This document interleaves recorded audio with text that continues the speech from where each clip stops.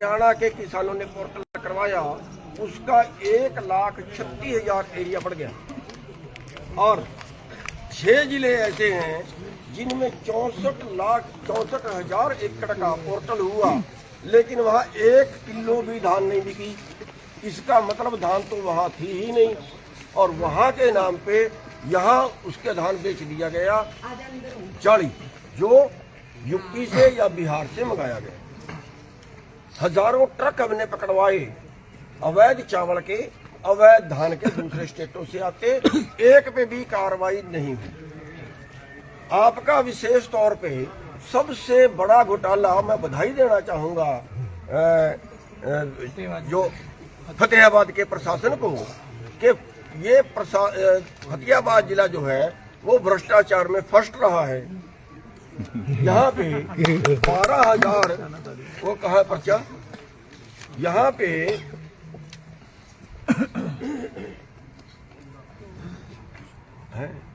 12,229 एकड़, 12,229 एकड़ ऐसे हैं जिनका किसी ने पोर्टल नहीं करवाया और उनका पोर्टल वेरीफाई हो गया।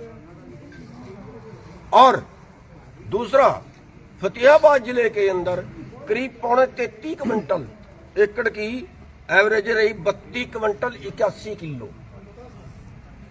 32 पर एकड़, 32 क्विंटल 81 किलो पर एकड़ की एवरेज रही, जबकि अब के बार 20-25% निकासी कम थी, ज्यादा बारिशों और बीमारी की वजह से पूरे हरियाणा में, पूरे देश में ही कम थी। लेकिन यहाँ की निकासी बहुत अच्छी निकली और वो जो 12,000 एकड़ था वो भी बीच में शामिल हो गया, उसमें भी 33 क्विंटल निकली। और करनाल के अंदर जो है वो निकली 22 क्विंटल 64 किलो, 22 क्विंटल 64 किलो। जहां 22 क्विंटल 64 किलो की एवरेज आई, वहां पे 6 पर्चे दर्ज हो गए और बहुत कई करोड़ का घोटाला पकड़ा गया। और फतेहाबाद के अंदर एक भी पर्चा दर्ज नहीं हुआ।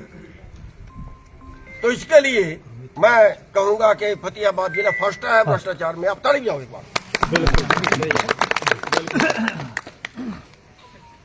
तो हम ये सब जांचों की मांग करते हैं और जो वहां से मतलब ये सारा घोटाला अगर हम जोड़ें तो करीब 5,000 करोड़ क्रॉस करेगा। और दुख की बात यह है कि जो यहाँ का हरियाणा का किसान था उसको 200 रुपए से 500 रुपए क्विंटल तक की चपत लगी है।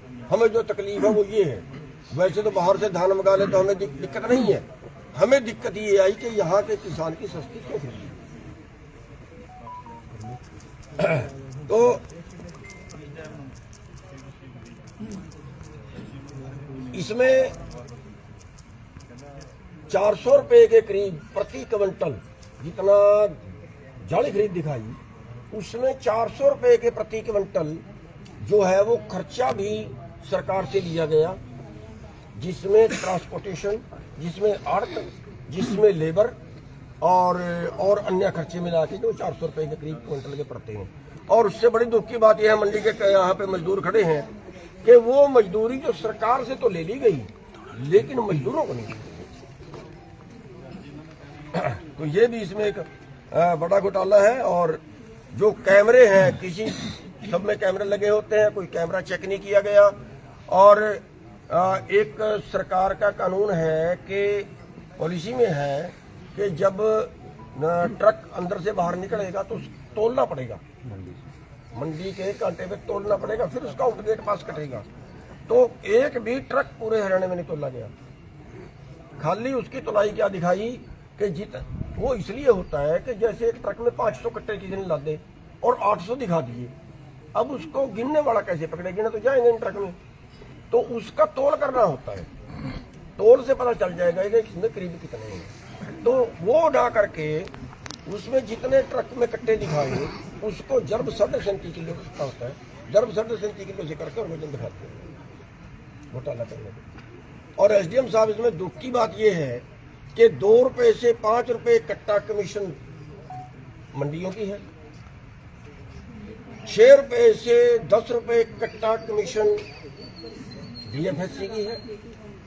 और जो 1 साल पुराना 2 साल पुराना चावल जो PDS में बांटना होता है, जो गरीबों के लिए देना होता है, वो गरीबों का पेट काट लिया, गरीबों को नहीं बांटा गया। बिहार और उत्तर प्रदेश के अंदर और यहाँ भी हरियाणा में भी ऐसे बहुत से केस होंगे।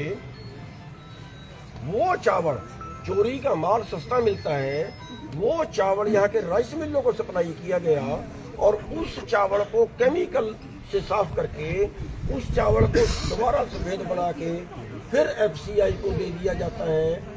और FCI उसके बदले, FCI को मशीन है बॉडी है जो टेस्ट कर सकती है कि 1 साल पुराना है कि 2 साल पुराना है, लेकिन उसके बदले उनको करीब 15,000 रुपए पर ट्रक उनकी रिश्वत है। और ऐसे ये घोटाला सिस्टम से नीचे से लेकर ऊपर तक चल रहा है। हम इसकी CBI की जांच की मांग करते हैं। और ये जो पोर्टल है ये तो प्रशासन के लेवल का है कि जो पोर्टल किसी ने करवाया